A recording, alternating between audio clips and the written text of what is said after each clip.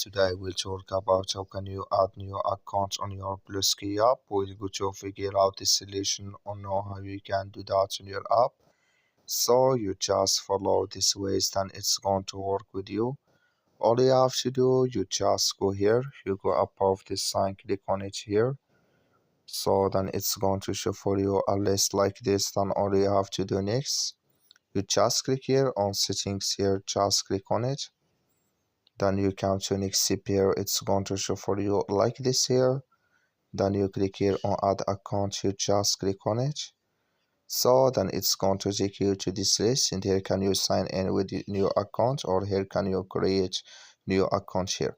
So that's all you have to do. I wish you I get it. That's all. Thank you for your watching.